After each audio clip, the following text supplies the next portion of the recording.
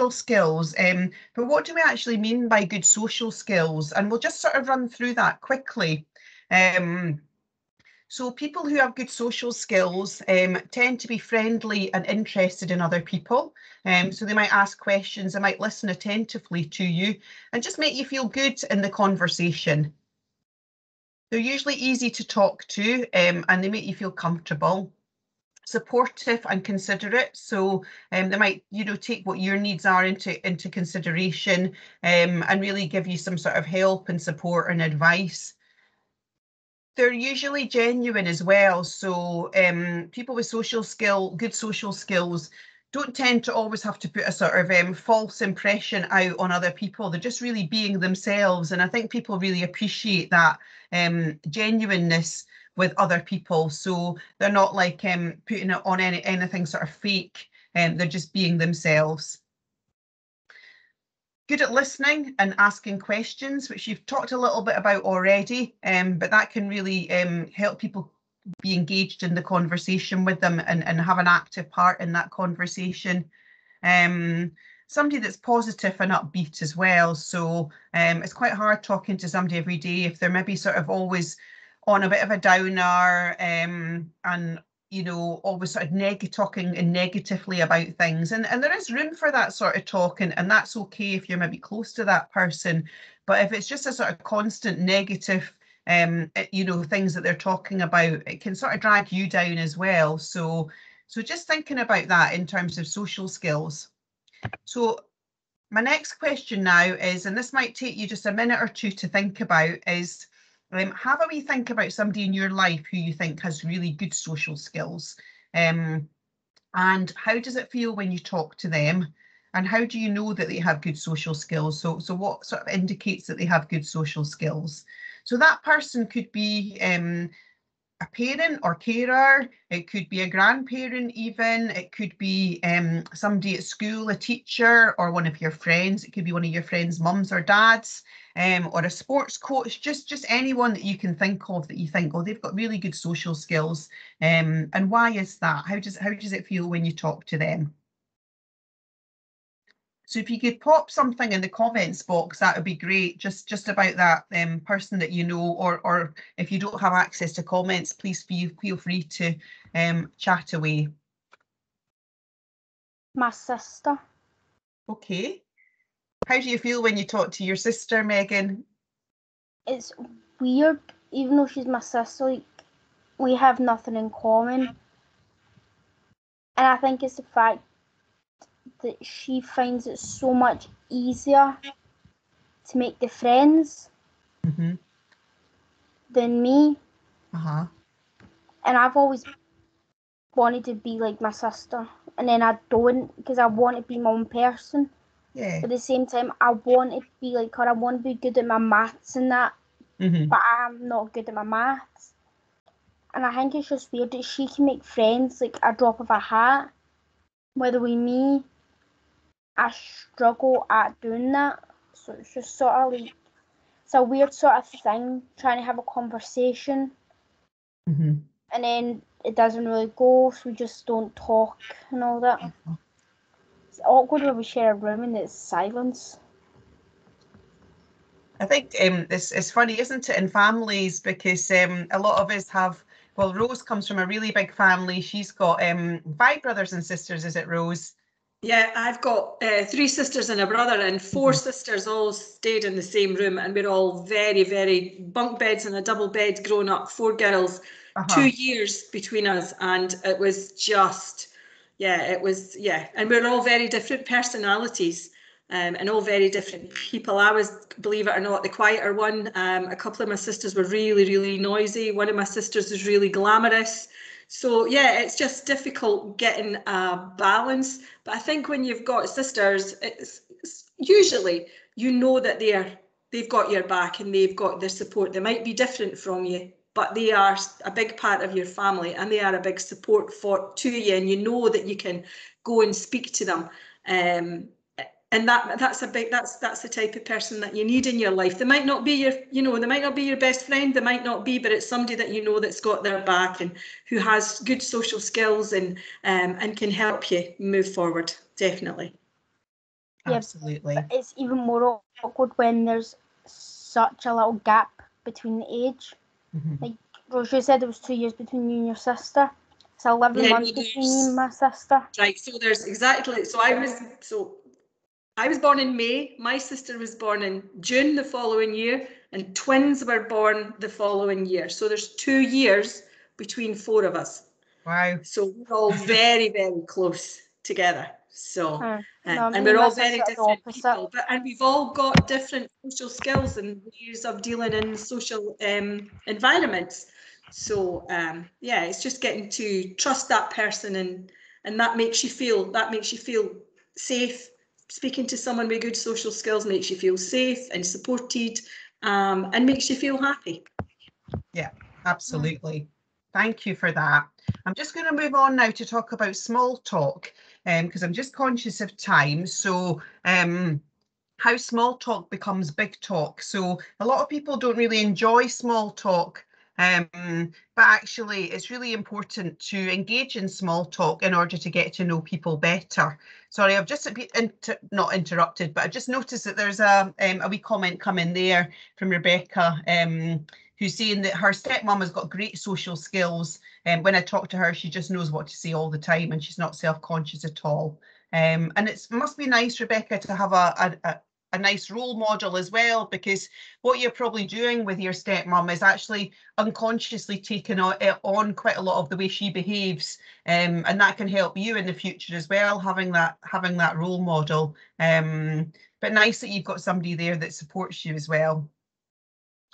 Okay, so this slide is really just a picture of somebody getting their hair cut in the hairdressers, and the guy's feeling a bit awkward and hates that sort of small talk when he's getting his hair cut, and the hairdresser starts on, so how's your day been? And we all know what that's like when you go and get your hair cut, and probably the hairdresser spends a lot of their time making small talk with people, and it's a bit of a skill really. It's something that most hairdressers who are good at their jobs are really good at as well.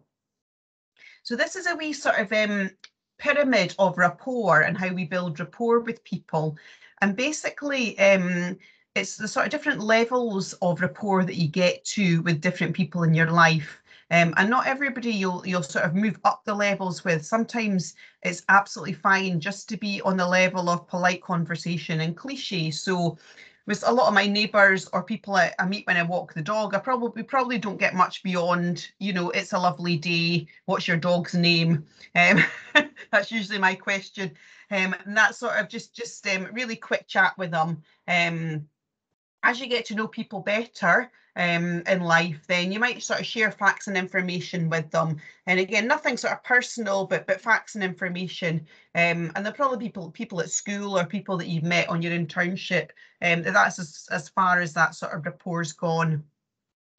And then other people you might be more comfortable sharing ideas and opinions with. So possibly some of your classmates, some of your teachers. And that's another sort of level of the rapport pyramid. And then it gets up towards feelings and emotions. So probably people who are closer to you, maybe people in your family or your friends, you'll share feelings and emotions. And if you get right to the top of the pyramid, you sort of build that rapport and you have that really authentic conversation with people, so you feel like you can just completely be yourself and say anything to that other person, and they're not going to judge you. And you've got that bit at the side with trust. So the more trust you build with somebody, the more deeper and quality conversations you can have with them, and the more you feel like you can be yourself and they can be themselves with you as well. And that's what we call rapport. But it's not necessary for every conversation and every relationship that you have to be at that level of rapport, and that would be unrealistic. So people will sit at different levels, and sometimes if you get to know somebody a bit better, they might move up a level. And I think somebody in the last one talked about humour as well, and how that can be a really good way to build rapport with people, and sometimes almost skip up a couple of stages of that building rapport if you've got a shared sense of humour or maybe something in common that you both like as well. Okay. And sometimes people wonder, you know, what do you talk about when you've met somebody for the first time? It can be a little bit awkward just to stand in silence. So asking questions or making comments can be a really nice way just to sort of break the ice with people. So you might want to just talk about, we've talked about the weather quite a lot because it's very hot today. But asking people about their holidays, asking them where they live. Doesn't have to be anything too personal. Asking somebody what they did at the weekend or what they're going to be doing next weekend. And it's just a way to sort of keep the conversation going with people. I think Rose was talking about how she loves Netflix, so that can be a really good chat. You can recommend different programs to each other, or you might share similar taste in music. So all these things can sort of start the conversation, establish what you have in common with that person, and then you can start to sort of build that rapport with them as well. And this was just a wee cartoon just to demonstrate what happens if you go straight from from 0 to 60 in terms of the rapport pyramid. So the wee chicken saying, I hate small talk, and his pals saying, well, in that case, let's talk about our darkest fears. Mine is of abandonment. What's yours? So he's gone straight to talk about feelings with somebody who's maybe not ready to talk about that or share theirs. So so that's just a wee sort of demonstration of what can happen with that rapport pyramid goes too fast. Just a wee bit conscious of time, so I'm just going to sort of zip through these quite quickly now, because I want to make sure you get away on time. But some of the things that you probably have thought about during your internship are how conversations can go in the workplace. And you'll probably be conscious of sort of like a language that you might have started adopting.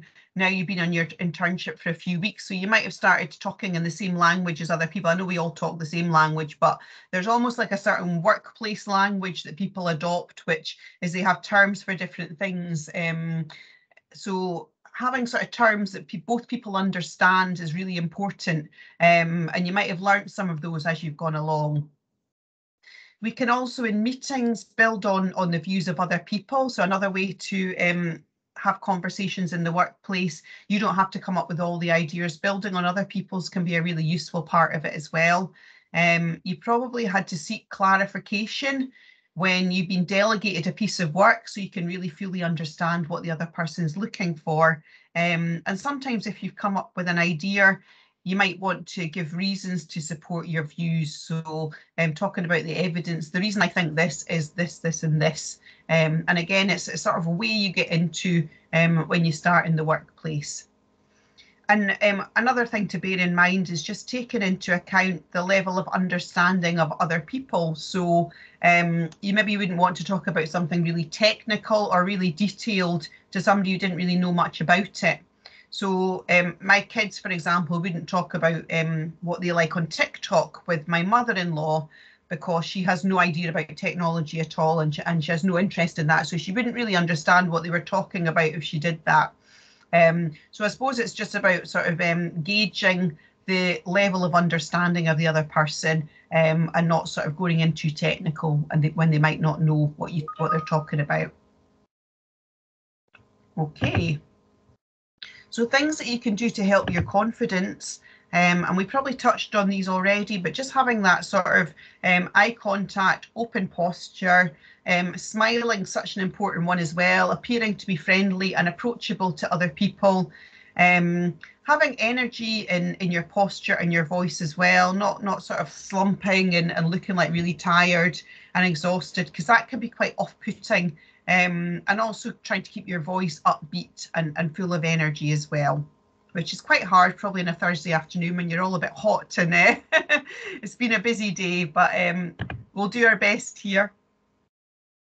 So just the sort of final slide is really about helping build your confidence, and telling yourself things in your head, trying to sort of change the narrative in your head, change the stories that you're telling yourself into something a bit more positive, because sometimes these voices in our heads, these sort of negative voices, can really get us down and sort of strip us of confidence. So so ways of just dealing with that would be some things that people think might be, a fear that people don't like me, But a positive thought would be, well, my friends like me and new people will like me once they get to know me. And there's loads and loads of reasons to like you. So, and it's just really being able to show your true self, which takes a bit of time. Everyone is more confident than me. Well, that always seems to be the case. But I can tell you, I was feeling quite nervous before I came on this today. And I know Rose shared with us that she was as well. So although we might come across confidently in the way we're talking or not, I don't know. You know, there's still nerves and things going on inside. So some people are quite good at hiding that. But everybody feels a wee bit shy and underconfident on the inside. So it's very, very normal and natural. Feeling awkward around adults, again, really normal. And it's being a case of feeling a wee bit awkward, but trying anyway. So not letting that put you off is a really important thing to think about as well. And sometimes sharing the fact that you feel a bit nervous and awkward can be really helpful too. People never mind if you say, oh, sorry, I feel a bit nervous about what I'm away to say, or, you know, I'm a bit anxious today. People are always really open to hearing about that and will just understand you a little bit better if you share that with them. Last time I had a conversation, it went badly. Well, trying to sort of put that to the past and not doing the sort of overthinking and ruminating on that, but just saying, well, that was then, and tomorrow's another day, and the more I try, I'll get better at it. And then finally, I feel really anxious talking to new people, knowing that that's normal. The more you do it, the more confident that you will get. So I hope that's been a useful course for you in terms of building a bit of confidence around conversations.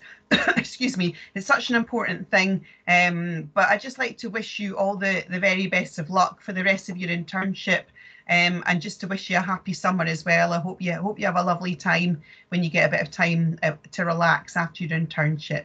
So thank you very much. And I've got somebody with their wee hand up there. Can't see who it was actually. Was it Aidan, somebody? Or maybe it was just a wee mistake. Sorry, Loris, I didn't notice the hand going up. Okay, not to worry. Okay. Well, thanks, guys. I'll let you go out and enjoy the sunshine this afternoon, but it's been really good spending the time with you. And as I say, all the best for the future. Thank you. You're welcome.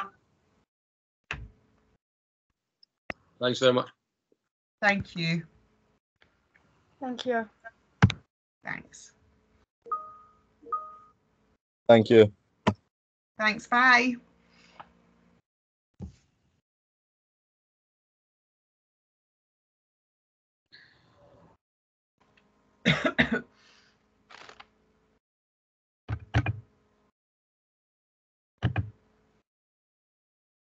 That was great. The Thank time you. goes really quickly.